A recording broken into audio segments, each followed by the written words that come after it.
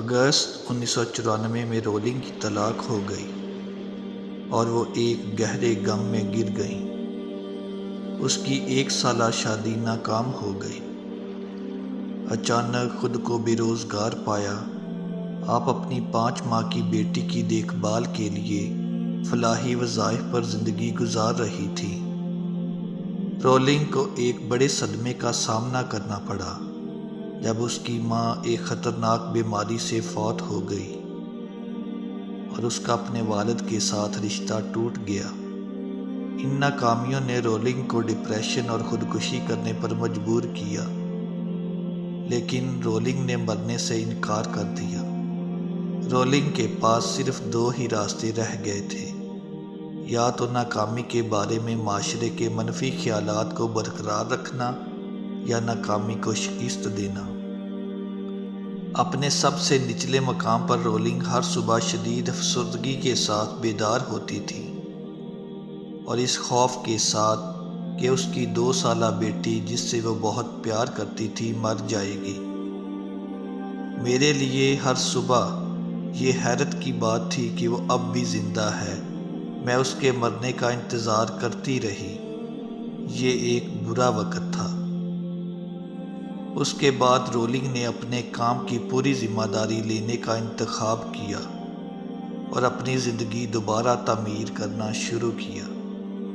Rolling نے depression, خوف اور غربت سے لڑتے ہوئے 1995 میں کتاب ہیری پوٹر لکھی اور اسے بک ایجنسی میں جمع کرا دیا۔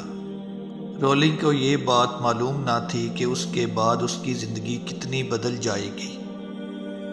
جب رولنگ نے ہیری پوٹر کو مکمل کیا، اس نے اپنی کتاب کو پبلشنگ ہاؤسز میں جمع کروانا شروع کیا۔ یہ کتاب 12 پبلشنگ ہاؤسز کو بھیجی گئی، سب نے مسترد کر دیا۔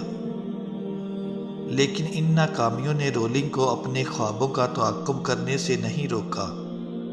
وہ اپنے پیروں پر کھڑی ہو گئی اور دوبارہ کوشش کرنے لگی۔ رولنگ نے اپنا ناول 13ویں بار لندن کے ایک پبلشنگ ہاؤس کو پیش کیا، تاہم اس بار اس کا ناول ایکسپٹ کر کے شائع کیا گیا۔ جب ان سے پوچھا گیا کہ وہ کتاب کو مسترد کرنے کے بعد کیا سوچتی تھی، میرے پاس کھونے کے لیے کچھ نہیں تھا میری بیٹی کے علاوہ۔ میں بار بار کوشش کرتی رہی یہاں تک کہ کامیاب ہو گئی۔ رولنگ کہتی ہے، ہم کچھ بھی کرنے کے لیے آزاد ہیں۔ 5 سال کے عرصے کے اندر رولنگ کے ناول نے امریکہ اور برطانیہ میں ریکارڈ توڑ دیے، اور 1 دہائی کے بعد ہیری پوٹر بک سیریز اب تک کی سب سے زیادہ فروخت ہونے والی کتاب سیریز بن گئی۔ دنیا بھر میں 500 ملین سے زیادہ کاپیاں فروخت ہوئیں۔ اس طرح رولنگ دنیا کی پہلی ارب پتی مصنفہ بن گئی۔ 1 سیکنڈ کے لیے تصور کریں، رولنگ اور اس کی 2 سالہ بیٹی کے ساتھ کیا ہو سکتا تھا اگر وہ اپنی زندگی کی مکمل ذمہ داری لینے سے انکار کر دیتی۔ رولنگ کہتی ہے، ناکامی نے مجھے اپنے بارے میں ایسی چیزیں سکھائیں جو میں کسی اور طریقے سے نہیں سیکھ سکتی تھی۔ آپ کبھی بھی اپنے آپ کو یا اپنے رشتوں کی مضبوطی کو صحیح معنوں میں نہیں جان پائیں گے جب تک آپ مشکلات کا سامنا نہ کریں۔ رولنگ کہتی ہے، ناکامی ایک غیر ضروری چیز کو دور کرنا ہے۔ میں نے اپنے آپ سے بہانے چھوڑ دیے اور اپنی تمام تر توانائی صرف اس کام کو مکمل کرنے میں لگانا شروع کر دیا جو میرے لیے اہم تھا۔ مجھے آزاد کر دیا گیا تھا۔ میرے پاس ایک پرانا ٹائپ رائٹر اور ایک بڑا خیال تھا۔ اتنے خراب حالات کے باوجود رولنگ نے ہیری پوٹر کو مکمل کر لیا، جس نے اس کی قسمت بدل دی۔